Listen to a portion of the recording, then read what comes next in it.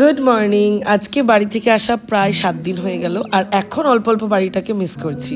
সকালবেলা উঠেই যেগুলো কাজ থাকে রেগুলার তোমাদের সাথে যা শেয়ার করছি সেগুলোই।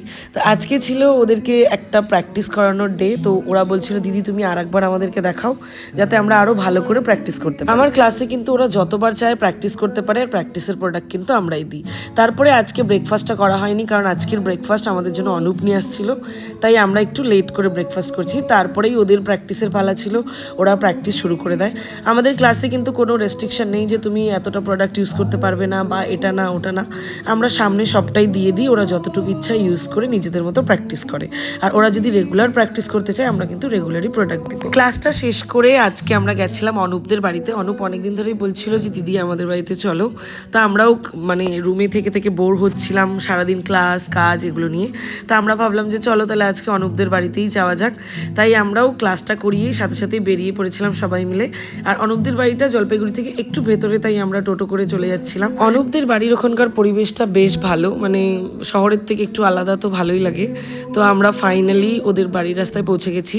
আর আগেও আমি এই রাস্তাটার একবার ব্লগ শেয়ার করছিলাম, আবার সেকেন্ড টাইম। রুম থেকে বাজার আর কাজ ছাড়া বেরোনোই হয়নি এই 7 দিনে। এই প্রথম আমরা কোথাও গেলাম, মানে অনেকটা টাইমের জন্য।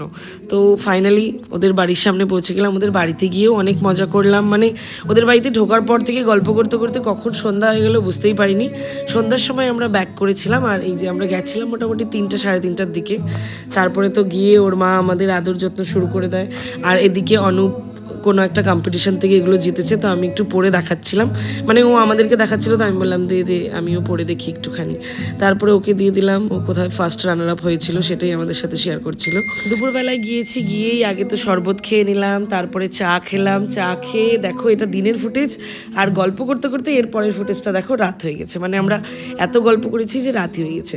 তারপর অনুপও চলে আসছিলো আমাদের সাথে, অনুপ আজকে থাকবে আমাদের এখানেই। তো এরপরে ব্লগটা আর আমি বেশি কন্টিনিউ করিনি, কারণ রুমে আসার পরে ওরা প্র্যাকটিস করতে বসে পড়েছিল। তোমরা আমাদের এই ব্লগগুলোতে কিন্তু অনেক ভালোবাসা দেখাচ্ছ, এটার জন্য অনেক ধন্যবাদ। আমাদেরও এই জন্য তোমাদের সাথে ব্লগগুলো শেয়ার করতে ভালো লাগছে।